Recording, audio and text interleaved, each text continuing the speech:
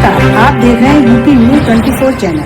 आइए देखते हैं आज की खास खबर। के लिए अनुमति मांगी गई तो राष्ट्रीय अध्यक्ष जी को वही उनके आवास में ही नजरबंद कर दिया गया, क्या कहेंगे? देखिए, जो लोग देश की आज़ादी में जिनका कोई योगदान नहीं रहा, वो देश के स्वतंत्रता सेनानियों के महत्व, सम्मान और गरिमा को समझते नहीं हैं। जैसा कि हम आप सभी और पूरा देश जानता है, जयप्रकाश नारायण जी ने जो 1942 का अंग्रेजों भारत छोड़ो आंदोलन था, किस कदर संघर्ष किया था।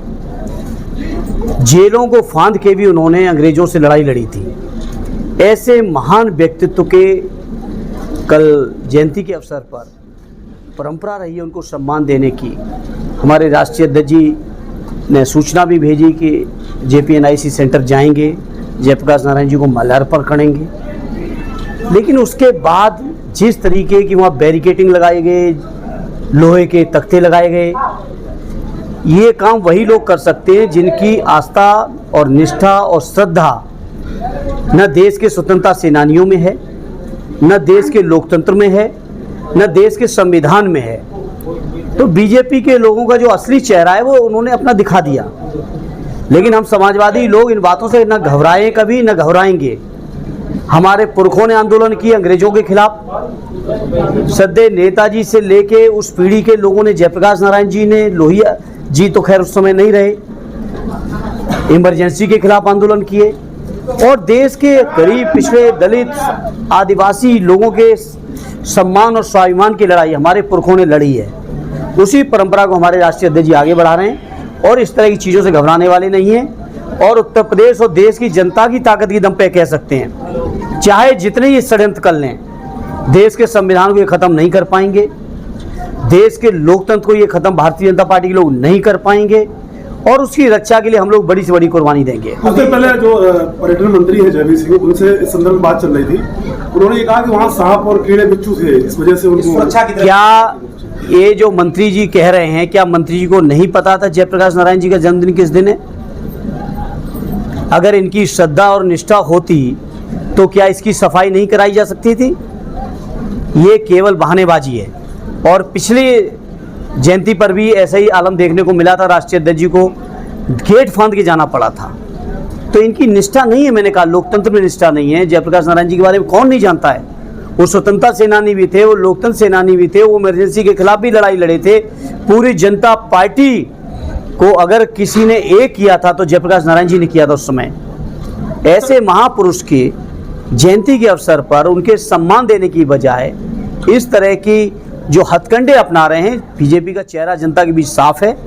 और हम लोग लोकतंत्र और संविधान की रक्षा के लिए समाजवादी लोग, हमारे माननीय राष्ट्रीय अध्यक्ष जी बड़ी से बड़ी कुर्बानी देने को तैयार है। मंत्री जी, हरियाणा चुनाव में जिस तरीके से आशा जताई जा रही है कि कांग्रेस को अच्छा परिणाम मिलेगा, लेकिन गठबंधन को कहीं ना कहीं दरकिनार कांग्रेस के लोग जो सुप्रीमो इनको इन्होंने किया है। उत्तर प्रदेश में जिस तरीके से, चूंकि उत्तर प्रदेश मतलब समाजवादी पार्टी विपक्ष में सबसे ताकतवर है, ऐसी स्थिति में सीटों के बंटवारे को लेकर एक धुंध सा छिड़ा रहता है। ये ऐसा अपनी वो धुंध मीडिया के साथियों आप लोगों के बीच है। हमारे लीडर आदरणीय अखिलेश यादव जी ने परसों ही सैफई में भी कहा कि बची हुई सीटों पर कांग्रेस के साथ विचार करेंगे और हम लोग बड़े मन के लोग हैं। हमारा एकमात्र उद्देश्य है भारतीय जनता पार्टी को हर हालत में, हर स्तर से सत्ता से हटाना है। और समाजवादियों ने तो कुर्बानी दी है। हरियाणा में जब समाजवादियों को सीट नहीं दी तो राष्ट्रीय अध्यक्ष जी ने कहा कि हम बिना ही सीट लिए समर्थन करेंगे, और किया। तो समाजवादियों की तरफ से कभी कोई कसर नहीं आएगी और इंडिया गठबंधन अपनी जगह बहुत मजबूती के साथ लड़ते हुए बीजेपी को हराएगा। अब वास्तविक में 2002 का कार्यकाल छोड़ कर बीजेपी के पास विधानसभा का रह गई और 1989 के बाद जब भी समाजवादी पार्टी का गठन हुआ है, समाजवादी के पार्टी के पाले में ये सीट है। क्या सत्ता पक्ष के हैं वो डिसाइड नहीं कर पा रहे क्योंकि ये सुरक्षित सीट है समाजवादी? निश्चित तौर पे वो डिसाइड कर भी नहीं पाएंगे। ये करहल क्षेत्र, ये मैनपुरी क्षेत्र, जहाँ जन जन के दिलों में सदैव नेताजी हैं, तो चाहे कोई भी उम्मीदवार, चाहे कोई भी प्रयोग वो करना चाहें करते रहें, किए भी हैं। लेकिन यहाँ से न कभी समाजवादियों को हिला पाए, ना हिला पाएंगे। और अब चूँकि तेज प्रताप जी यहाँ से उम्मीदवार घोषित हो चुके हैं, तो मैं कह सकता हूँ हमारे उम्मीदवार तेज प्रताप यहाँ लाखों वोटों से चुनाव जीतेंगे। और फिर से समाजवादी पार्टी का झंडा मैनपुरी में हमेशा बुलंद रहा है और फिर बुलंद रहेगा। और केवल करेली ही नहीं, उत्तर प्रदेश की सभी 10 सीटों पर जहां भी उपचुनाव होने जा रहे हैं सभी जगह समाजवादी लोग जीतेंगे। संसद जी, यहाँ की जो बीजेपी की जिला कार्यकारिणी है वो लगातार प्रचार प्रसार कर रही है कि अयोध्या में हम हारे हैं, अगर हम इनको करेल में हराते हैं समाजवादियों को तो हमारा बदला पूरा हो जाएगा। अब वो देखिए कौन क्या प्रचार कर रहा है, इस बात से ना आप रोक सकते हो ना हम रोक सकते हैं। लोकतंत्र है, जिसको जो कहना हो कहे, लेकिन जनता करेल की क्या फैसला लेगी हम भी जानते हैं, आप भी जानते हैं, और जो लोग ऊपर से कह रहे हैं वो भी जानते हैं।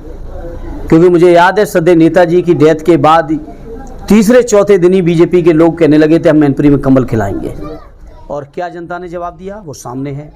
आम चुनाव आया तब कैसा जवाब दिया वो भी आपके सामने है। इस उपचुनाव में फिर से करेल की जनता जवाब दे देगी।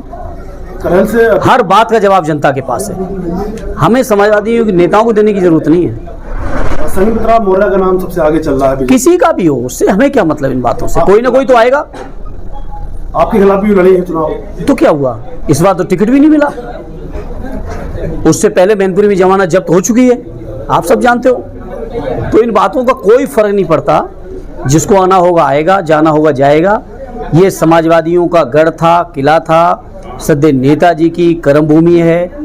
एक एक व्यक्ति व्यक्तिगत तौर पे नेताजी के साथ जुड़ा है, माननीय अखिलेश जी के साथ जुड़ा है, समाजवादी पार्टी के साथ लोगों की आत्माएं जुड़ी हुई हैं। तो इसलिए कोई उम्मीदवार आता है, इन बातों का कोई मतलब नहीं है। बहुत